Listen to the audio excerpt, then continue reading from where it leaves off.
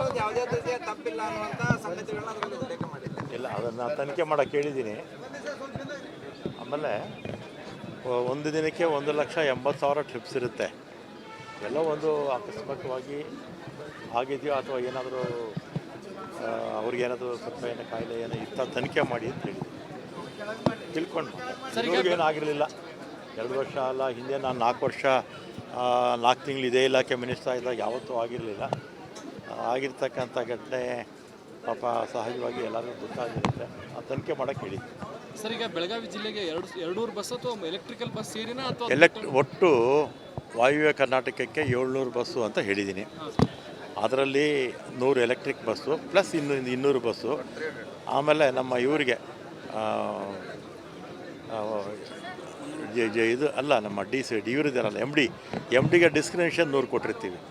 ಎಲ್ಲ ಜಿಲ್ಲೆಗೂ 100 ಇಲ್ಲಿ ಎಲೆಕ್ಟ್ರಿಕ್ ಪ್ಲಸ್ 100. ಎಮ್ ಡಿ ಅವ್ರ ಹತ್ರ ಒಂದು 100 ಇರುತ್ತೆ. ಅವ್ರು ನೋಡ್ಕೊಂಡು ಎಲ್ಲೆಲ್ಲಿ ಆದ್ಯತೆ ಮೇಲೆ ಕೊಡ್ತಾರೆ. ಸರ್, ಈಗ ಈ ಸಲ ಹೊಸ ಬಸ್ಸುಗಳು ಬಂದಾಗ ಮೈಸೂರು ಡಿವಿಷನ್ ಬೆಂಗಳೂರು ಡಿವಿಷನ್ ಕೊಡ್ತಾರೆ. ಅಲ್ಲಿ ಇರುವಂಥ ಹಳಿ ಬಸ್ಗಳನ್ನು ಇಲ್ಲಿ ಕೊಡ್ತಾರೆ. ಅದೇ ಸಂಪರ್ಕ. ಈಗ ಒಂದು ನಿಮಿಷ ಇರಿ. ನಾನು 4 ವರ್ಷ 4 ತಿಂಗಳು ಹಿಂದೆ ಮಿನಿಸ್ಟರ್ ಆಗಿದ್ದೆ. ಯಾವತ್ತಾದರೂ ಕೊಟ್ಟಿದ್ನಾ? ಇಲ್ಲ, ಒಂದು ನಿಮಿಷ ಇರಿ. ನಾನು ಯಾವತ್ತೂ ಕೊಟ್ಟಿಲ್ಲ. ಆಮೇಲೆ ಈ ಸಲಿನೂ ಕೊಡಲ್ಲ. ಹಿಂದೆ BJP ಸರ್ಕಾರ ಇದ್ದಾಗ ಒಂದು 100 ಬಸ್ಸೇನೋ ಕೊಟ್ಟಿದ್ರಂತೆ. ಅದು ನಾನಂತೂ ಕೊಡೋದಿಲ್ಲ. ಸರ್, ಈಗ ಆಮೇಲೆ ಅನೇಕ ಕಡೆಗಳಲ್ಲಿ ಬಸ್ ಸ್ಟ್ಯಾಂಡ್ಗಳ ಅವಶ್ಯಕತೆ ಇದೆ ಸರ್. ಇದೆ. ಹಿಂದೆ ಬೇಕಾದಷ್ಟು ಬಸ್ ಸ್ಟ್ಯಾಂಡ್ಗಳು ಉದ್ಘಾಟನೆ ಆಗಿದೆ. ಭಾಳ ಇಡೀ ರಾಜ್ಯ ಎಲ್ಲ ಕಂಪೇರ್ ಮಾಡಿದ್ರೆ ಒಂದು 7-8 ಕಡೆ ಇರ್ಬೋದು ಅಷ್ಟೇ. ಉಳಿದಿರ್ತಕ್ಕಂಥ ತಾಲೂಕು ಹೆಡ್ ಕ್ವಾರ್ಟರ್ಸು, ಜಿಲ್ಲಾ ಹೆಡ್ ಕ್ವಾರ್ಟರ್ಸು ಎಲ್ಲ ಕಡೆ ಕೂಡ ಆಗಿದೆ. ನಮ್ಮ ಪೀಳಿಗೆಯಲ್ಲಿ ಅಂತಲ್ಲ, ಈ 15-20 ವರ್ಷದಿಂದ ಆಗ್ತಾ ಬಂದಿದೆ.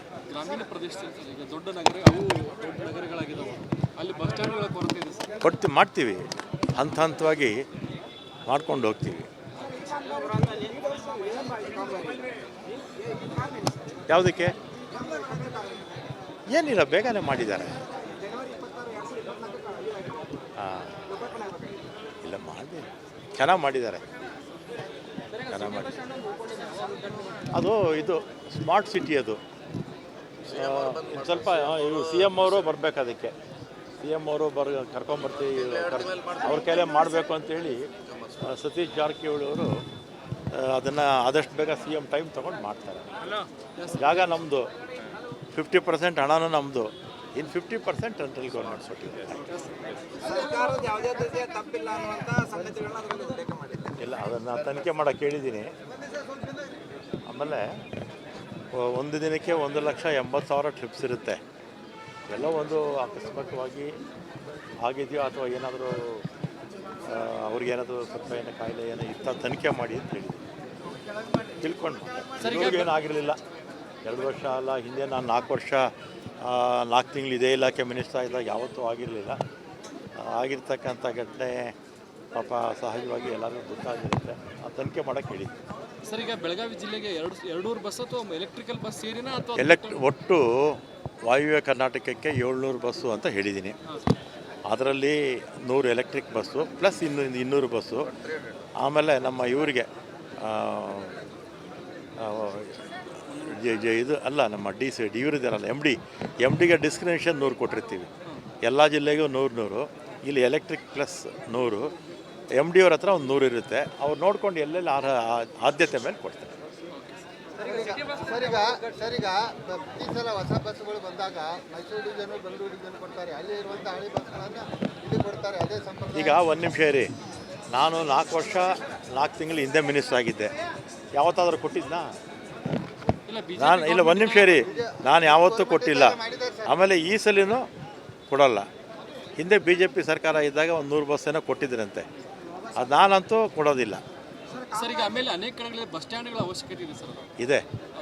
ಹಿಂದೆ ಬೇಕಾದಷ್ಟು ಬಸ್ ಸ್ಟ್ಯಾಂಡ್ಗಳು ಉದ್ಘಾಟನೆ ಆಗಿದೆ. ಭಾಳ ಇಡೀ ರಾಜ್ಯ ಎಲ್ಲ ಕಂಪೇರ್ ಮಾಡಿದ್ರೆ ಒಂದು 7-8 ಕಡೆ ಇರ್ಬೋದು ಅಷ್ಟೇ. ಉಳಿದಿರ್ತಕ್ಕಂಥ ತಾಲೂಕು ಹೆಡ್ ಕ್ವಾರ್ಟರ್ಸು, ಜಿಲ್ಲಾ ಹೆಡ್ ಕ್ವಾರ್ಟರ್ಸು ಎಲ್ಲ ಕಡೆ ಕೂಡ ಆಗಿದೆ. ನಮ್ಮ ಪೀಳಿಗೆಯಲ್ಲಿ ಅಂತಲ್ಲ, ಈ 15-20 ವರ್ಷದಿಂದ ಆಗ್ತಾ ಬಂದಿದೆ. ಗ್ರಾಮೀಣ ಪ್ರದೇಶದಲ್ಲಿ ಈಗ ದೊಡ್ಡ ನಗರಗಳಾಗಿದ್ದಾವೆ, ಅಲ್ಲಿ ಬಸ್ ಸ್ಟ್ಯಾಂಡ್ಗಳ ಕೊರತೆ ಇದೆ. ಮಾಡ್ತೀವಿ, ಹಂತವಾಗಿ ಮಾಡ್ಕೊಂಡು ಹೋಗ್ತೀವಿ. ಯಾವುದಕ್ಕೆ ಏನಿಲ್ಲ, ಬೇಗನೆ ಮಾಡಿದ್ದಾರೆ.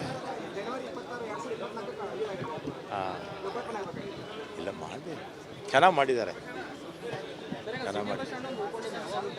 ಅದು ಇದು ಸ್ಮಾರ್ಟ್ ಸಿಟಿ ಅದು ಇನ್ನು ಸ್ವಲ್ಪ ಇವರು ಸಿ ಎಮ್ ಅವರು ಬರಬೇಕು, ಅದಕ್ಕೆ ಸಿ ಎಮ್ ಅವರು ಕರ್ಕೊಂಬರ್ತೀವಿ ಅವ್ರ ಕೈಲೇ ಮಾಡಬೇಕು ಅಂತೇಳಿ ಸತೀಶ್ ಜಾರಕಿಹೊಳಿ ಅವರು ಅದನ್ನು ಆದಷ್ಟು ಬೇಗ ಸಿ ಎಮ್ ಟೈಮ್ ತೊಗೊಂಡು ಮಾಡ್ತಾರೆ. ಜಾಗ ನಮ್ಮದು, 50% ಹಣನೂ ನಮ್ಮದು, ಇನ್ನು 50% ಸೆಂಟ್ರಲ್ ಗೌರ್ಮೆಂಟ್ ಕೊಟ್ಟಿದೆ.